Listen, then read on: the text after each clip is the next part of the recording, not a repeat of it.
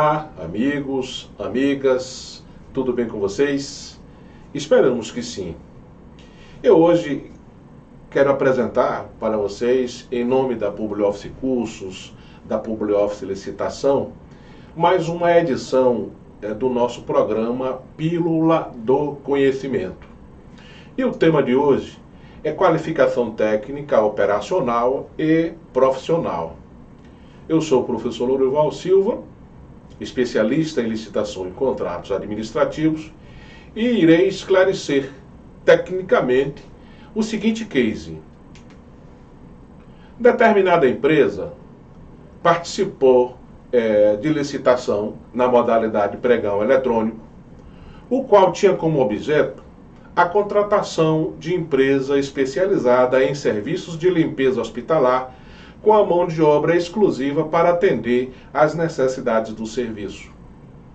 E como requisito de qualificação técnica, o edital exigia comprovação de período mínimo de 3 anos de experiência na execução do objeto licitado, sem que houvesse apresentado no edital o devido estudo prévio que justificasse a limitação desse tempo mínimo. E no decorrer da análise das propostas, constou a participação de 20 licitantes, dentre os quais 2 teriam sido inabilitados pelo não cumprimento da aludida exigência, sendo que a proposta de preço de uma das inabilitadas foi de 20% menor e da outra 10% inferior à proposta da vencedora. A questão é, no presente case, perguntam-se: ocorreu restrição à competitividade? Infringiu o princípio da proposta mais vantajosa para a administração? E seria o caso de anular a contratação? Bem, contextualizando, nós vamos recorrer à Lei Geral das Licitações e dos Contratos Administrativos, a Lei 8666 de 1993, no que diz respeito às etapas de habilitação jurídica, habilitação técnica, econômica, financeira, regularidade fiscal e trabalhista. Esses temas estão incertos na seção 2 da Lei Geral 8666, entre os artigos 27 e 33, destacando que esta lei geral veio para regulamentar o que dispõe o inciso 21 do artigo 37 da nossa Constituição Federal. O caso concreto está relacionado à etapa de habilitação técnica, que, entre outros aspectos, a administração deverá analisar a qualificação técnica dos licitantes com o objetivo de aferir se esses licitantes dispõem de conhecimento, de experiência, de aparelhamento técnico e humano suficientes para satisfazer o contrato a ser celebrado pela administração pública, exigindo que comprove, primeiro, a capacidade técnico-operacional, nos termos do inciso 2 do artigo 30, bem como a capacidade técnico-profissional, de acordo com o parágrafo 1º do artigo 30 da Lei 8666 de 93. Causa uma certa confusão esses dispositivos legais, devido a, talvez, a sua arrumação, mas é possível compreendê-los. No primeiro caso, a experiência a ser verificada, que é o que trata o parágrafo 2º do artigo 30, é a pessoa do licitante e a empresa, devendo comprovar, enquanto empresa, sua aptidão, a sua condição para o desempenho da atividade pertinente e compatível, inclusive em características, quantidades, prazos, conforme o dispositivo expressa, de acordo com o objeto da licitação. E no segundo caso, o foco da exigência é a demonstração da experiência do profissional ou dos profissionais indicados para atuar como responsável ou como membro da equipe que desenvolverá as atividades. Trocando mais a miúdos o artigo 30 da Lei 8666, o destaque está na palavra limitar-se, que quer dizer rol exaustivo, que não se pode exigir mais além, nada mais além do que a lei prescreve. Então, poderia exigir nota de empenho, nota fiscal do serviço anterior para comprovar a aptidão do licitante, exigir visita técnica, exigir apresentação de amostra antecipada para comprovar a sua experiência, a experiência da empresa licitante? No primeiro momento, não. Porque a lei aduz limitar-se aos atestados de capacidade técnica, operacional e profissional. Agora, em razão da insegurança quanto à legitimidade, não é, do atestado de capacidade primeiramente exigida ou de diligências complementares que a administração poderá exigir em razão dessa dúvida, aí sim poderá exigir a comprovação de outros meios como esses que acabei de dizer. Em ambos os casos, a comprovação de aptidão ocorre através do atestado de capacidade técnica. Então, segundo o parágrafo 1º do artigo 30, emitidos por pessoas físicas e jurídicas, os tomadores dos serviços, não é? Ou tomadores de materiais ou de obras. E nas licitações de obras e serviços, será feito por atestados fornecidos por pessoas jurídicas de direito público ou privado, devidamente registrado nas entidades profissionais competentes, como é o caso do Conselho Regional de Engenharia, o CREA, não é? Onde demonstra através da ART, não é? A responsabilidade técnica dos profissionais, assim como o Conselho Regional de Administração, o Conselho Regional de Contabilidade, de Medicina, de Farmácia e assim sucessivamente, não valendo, portanto, não se aplicando às profissões comuns, que não há necessidade desse tipo de certificação. A própria Constituição Federal, ao versar sobre licitações públicas, estabeleceu lá no artigo 37, face ao princípio da legalidade e aos demais princípios, que somente poderão ser exigidos qualificações técnicas e econômicas indispensáveis ao cumprimento das obrigações. Por essa razão, toda e qualquer exigência que venha a restringir a competição no certame licitatório, além da justificada e pertinência ao objeto, deve, portanto, ater-se ao que permite a lei, não permitindo, portanto, os exageros com relação à exigência dessa natureza. Ademais, devem ser evitados formalismos excessivos, requisitos desnecessários, de modo a não ocasionar uma restrição ainda maior à competitividade. A administração pública tem no seu interesse maior o maior número possível de participantes, porque aí ela terá condições de adquirir um melhor preço para sua administração. Vejamos aí, já que falamos nesse artigo 37, um preceito constitucional sobre licitações de contratos administrativos na tela. Artigo 37, inciso 21.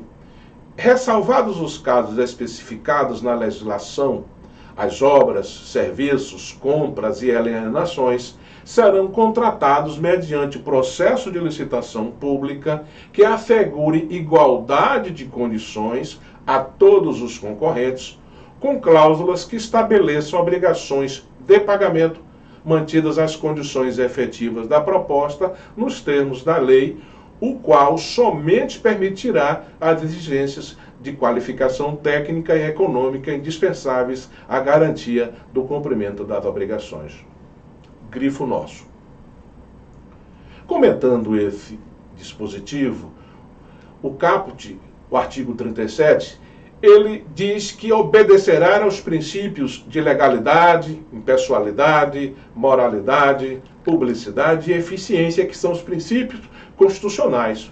Então, e vale o destaque aí no inciso 21, onde tem esse grifo, o qual somente permitirá, além da obrigação, ressalvadas os casos que a própria lei dispensa através de inexigibilidade ou de licitação dispensável, né, com destaque para a isonomia, que é a igualdade de condições a todos que participam, né, para contratar com a administração pública, mantido, portanto, o equilíbrio econômico-financeiro efetivado na proposta, que é aquela equação estabelecida pelo fornecedor, pelo proponente, pelo licitante, estabelecendo ali o seu lucro.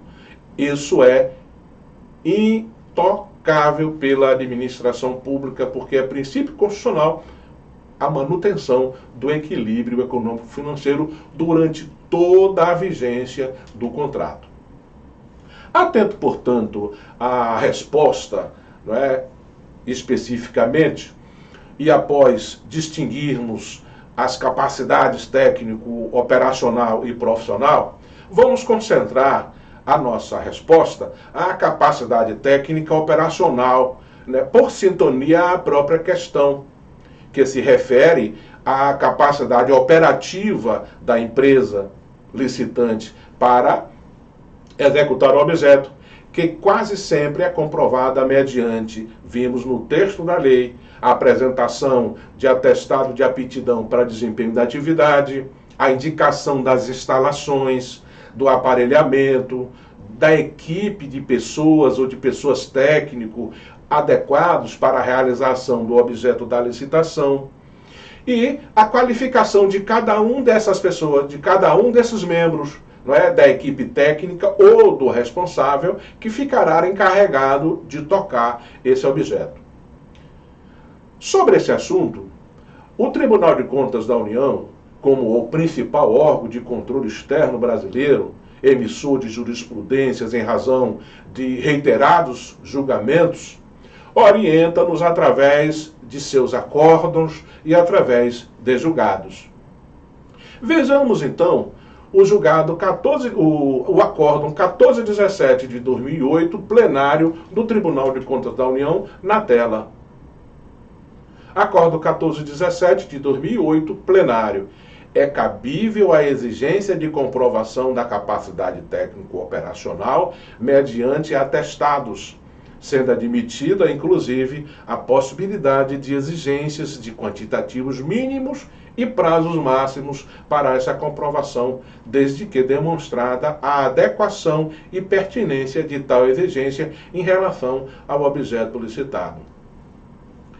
Portanto, comentando esse acórdão, nós temos aí a expressão, duas expressões, cabível exigência e possibilidades de exigência, que dizem respeito à faculdade da administração, o poder discricionário da administração em exigir a justificativa, né, a apresentação de atestados de capacidade técnica e diante dessa exigência da quantidade mínima a ser exigida, tratando-se, portanto, desse prazo em que, desde que seja justificado pela própria administração para tal exigência. Esse é o que demonstra, o que se extrai do acórdão 1417 do TCU, do Tribunal de Contas da União.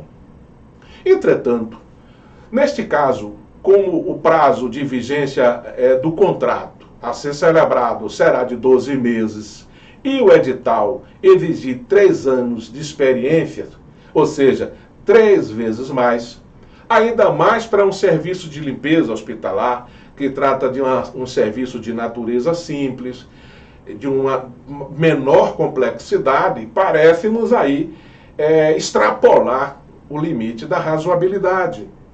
prejudicando a competitividade, sendo restritiva a competição, impeditiva do maior número possível de participantes.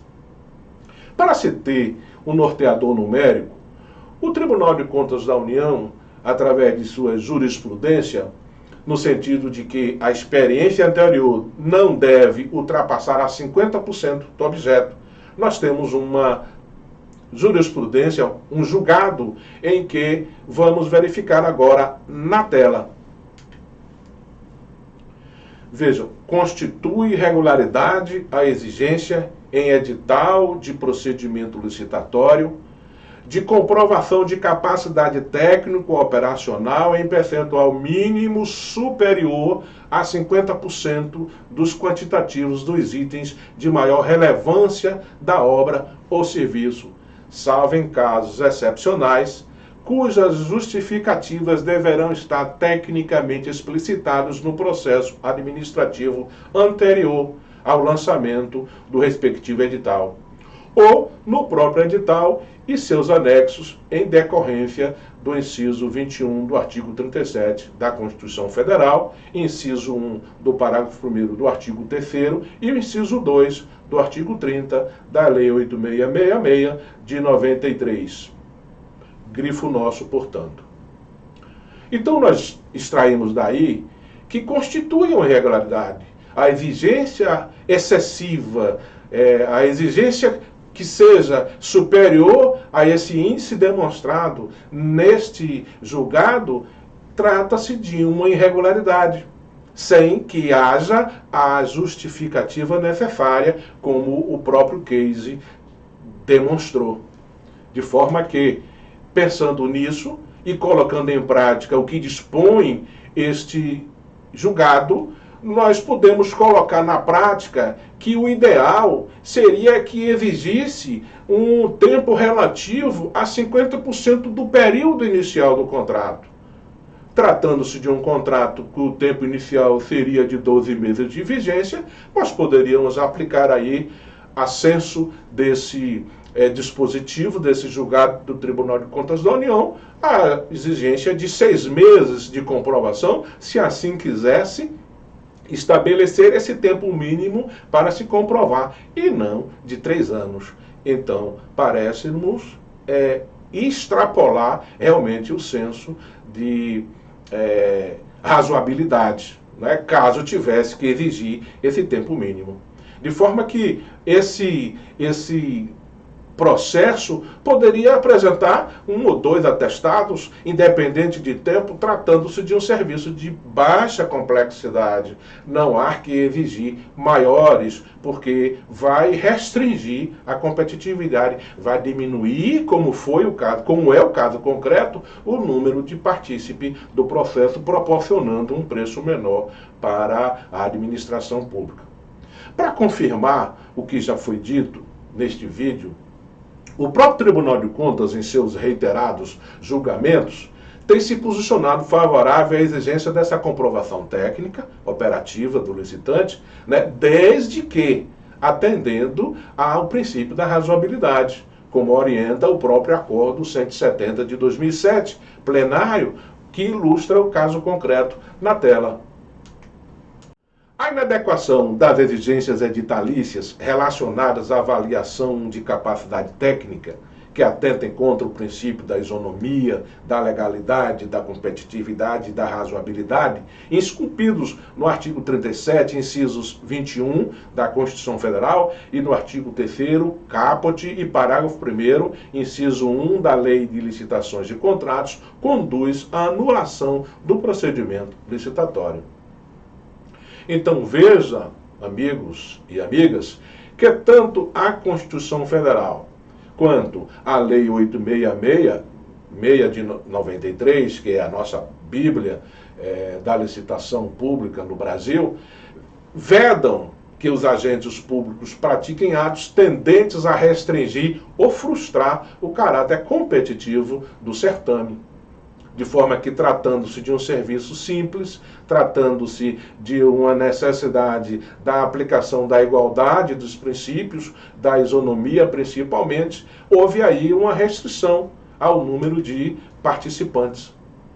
Com base no que verificamos até aqui, caríssimos e caríssimas, tratando-se de serviço de baixa complexidade, numa contratação inicial de 12 meses, exigindo comprovação de 3 anos de experiência, ou seja, repete-se 3 vezes mais, não é razoável, na verdade. Ainda mais sem as devidas justificativas para tanto por parte da administração pública.